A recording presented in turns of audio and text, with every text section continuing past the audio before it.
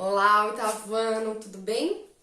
Então a professora veio aqui gravar mais um vídeo recapitulando então o capítulo já estudado, né, o conteúdo estudado, para na semana que vem a gente responder as perguntas do trabalhinho como a gente já combinou. Vocês vão abrir o capítulo, vão abrir a página na página 6, né, a apostila na página 6, no capítulo que diz a Divina Arte. A Divina Arte, que traz então a figura aqui, né, de um templo com vitrais, isso mesmo. E traz também alguns questionamentos ali, né? Como você descreveria essa imagem? Você já entrou em algum templo? Como ele era?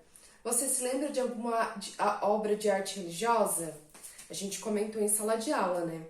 E aí ele fala, a arte e a espiritualidade mantiveram fortes vínculos no decorrer da história e da humanidade.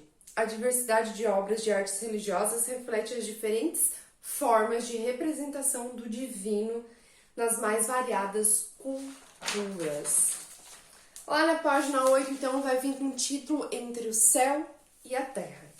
E ele vai explicar, então, como que a arte começou a expressar como surgiu a arte dentro da crença e na religiosidade. Então, começou-se a pintar, né, aqueles desenhos nos altos das igrejas, dos templos, né, nas paredes. Por quê? Porque o povo não sabia ler, o povo era analfabeto. Então, era importante que eles soubessem a história que a religião queria passar. E para isso, então, eram feitos os desenhos nas igrejas para que o povo pudesse entender. E essa tradição se manteve até hoje, né? Nas igrejas, principalmente nas católicas, né, as mais antigas, tem a igreja toda pintada com os desenhos bíblicos, né? Sobre a história da religião. Muito legal, né? Então, na católica, né, são representadas por santos, por figura humana. Agora, ali embaixo mostra no islamismo, né, lá no Irã, uma foto. Não tem representação de pessoa nesses templos, nessa decoração, ó. São formas geométricas, esculturas em formas geométricas esculpidas. É uma maneira diferente de expressar a religião e a arte, né, dentro da religião. Na próxima página, na página 9, então a gente está falando sobre a arte nas religiões. A gente começou então com as pinturas, né, em afresco, que a gente viu, né, que os afrescos é quando a gente pinta com gesso ainda, o gesso, a argamassa ainda molhada, para a pintura ficar bem fixada junto à parede, junto aonde ela está pintada, né? Parece que ela foi feita junto com o gesso, né? Na verdade foi, depois seca e tem mais durabilidade. Depois então vem falando um pouquinho do candomblé. A gente viu a pintura e a escultura, né? Um pouquinho da cultura e da escultura. A pintura nas paredes, os afrescos do teto, e a escultura dos pilares, representação de santos esculpidas. E agora no candomblé vem bastante a dança, né? A dança... acho que esse pincel tá falhando um pouquinho, a professora vai trocar. Então, vem bastante a dança, cultuar, né, o que eles acreditam, o divino deles com a dança e com a música do atabaque, do tambor. Então, no candomblé apresenta bem a dança e também no hinduísmo vem a dança, as vestes, né, a encenação, a adoração, a música. Então, lembrando que a arte ela está presente nas religiões desde muito tempo, nas representações das religiões, né, para representar algo. Em todas elas, a professora não está aqui falando de A ou B, está falando da história da arte dentro da religião, ok? Ali abaixo tinha um pouquinho da atividade, né, falando da cultura no meio da arte, que ela foi expressa, então, a espiritualidade foi expressa por meio da arte, que a gente viu aqui, né, que sim, as pinturas, esculturas, dança, todas as culturas utilizam a arte da mesma maneira para representar sua religiosidade? Não, né? Não.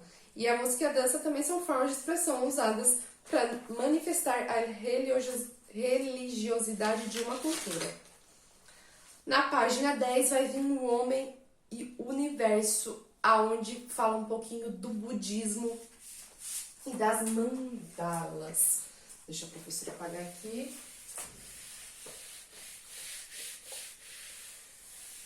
Então, a gente vai falar um pouquinho agora do budismo. O budismo e as mandalas. As mandalas, elas são muito conhecidas, né? Os círculos, com todas as representações, aqui tem a imagem. Até na disciplina de artes, a gente usa bastante as mandalas, da composição, das formas. Ela veio da religião do budismo. E eles acreditam que a composição dessa mandala tem um significado muito forte, que eles podem emitir algo bom para a sociedade, que aquela composição, cada composição tem então um significado. Mas eles não apenas pegam a mandala e fazem a mandala, representam a mandala. Eles estudam bastante filosofia e arte para saber o que aquela cor vai representar, o que quer dizer cada desenho no seu lugar, todo o significado. Então, eles estudam tempos e tempos para confeccionar a mandala.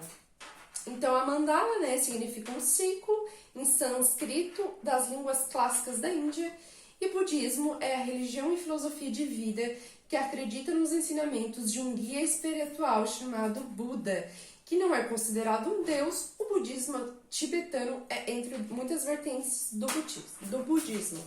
A gente fez a nossa mandala, né? Cada um representou da forma que quis representar, fez a mandala.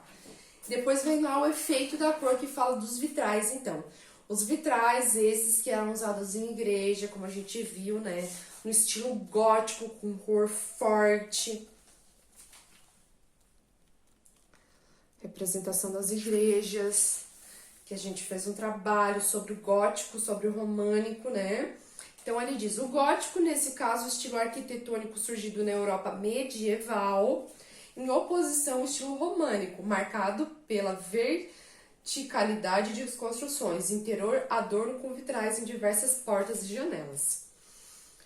Românico, nesse caso, o estilo arquitetônico surgido na Europa medieval, caracterizado por construções horizontalizadas, pouco altas, interior pouco adornado, com poucas janelas e portas. Página 12, o mundo sobre nossas cabeças. Vai falar um pouquinho então do Michelangelo e da Capela Sistina, onde ele pintou um teto muito grande, deixa eu ver quanto tempo.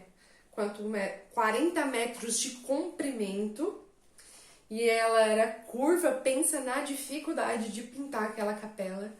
E ele pintou numa riqueza de detalhes imensa. Eu acho que ele levou 4 anos para pintar. Ele fez os desenhos, ele pintou os desenhos, ele só tinha auxílio dos aprendizes que iriam saber os pigmentos das cores e ampliar os desenhos para que ele pudesse colocar. Gente, naquela época não existia tinta para comprar ali na lojinha. Eles tinham que inventar as tintas, os pigmentos e as cores. Por isso que muito se fala na arte que não se chega mais no tom de algumas pinturas que tinha antigamente, né?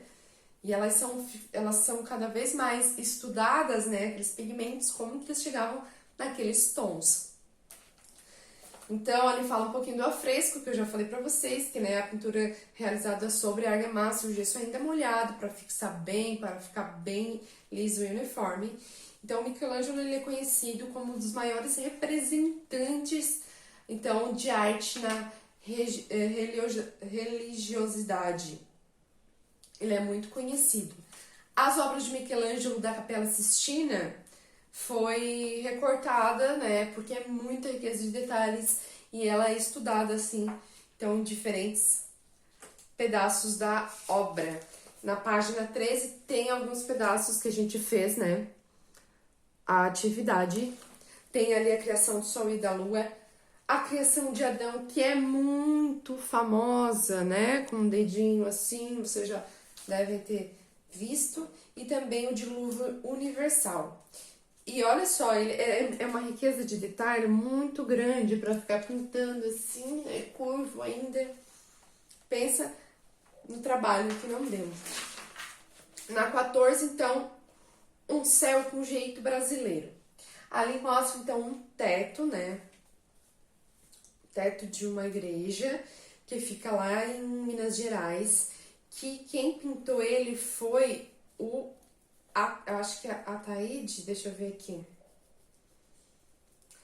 Manuel Costa de Ataíde. O Ataíde é bem conhecido no país e também conhecido fora, nessas representações também dentro da religião. E ele fez, então, a representação dos santos, né? Bem da nossa cultura, ó, traços africanos, né? Bem nessa mistura do Brasil, não é aquela coisa branquinha, angelical. Ele pintou bem nessa mistura que é a diversidade do Brasil, ok? Ela então vai falar um pouquinho do Francisco, né? De São Francisco de Assis.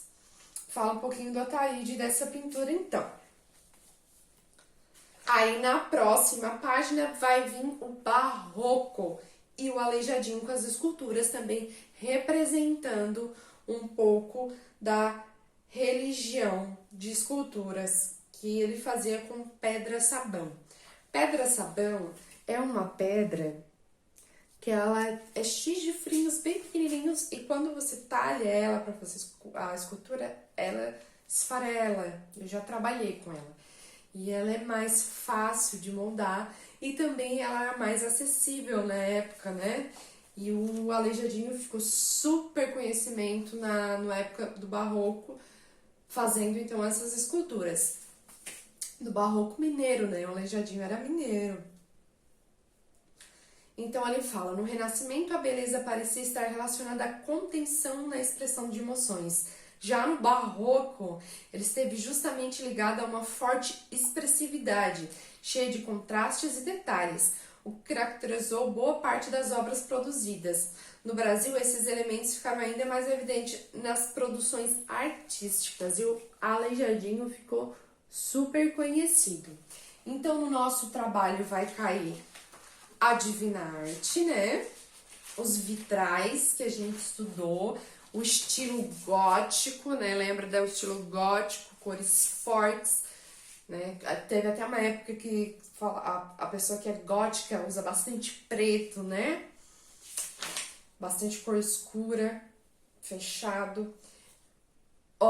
As formas de arte dentro da religião. A pintura lembra das igrejas, a escultura dos santos, né? O islamismo que tem bastante as formas geométricas, a dança, a música. Cada religião, então, as mandalas no budismo, os vitrais, os afrescos e também as esculturas. A gente vai até a página 15 para fazer o trabalho, tá? Lembram das diferentes formas de arte dentro das diferentes religiões, ok? Qualquer dúvida, a professora responde vocês no WhatsApp, tá bom? Um beijo e até mais!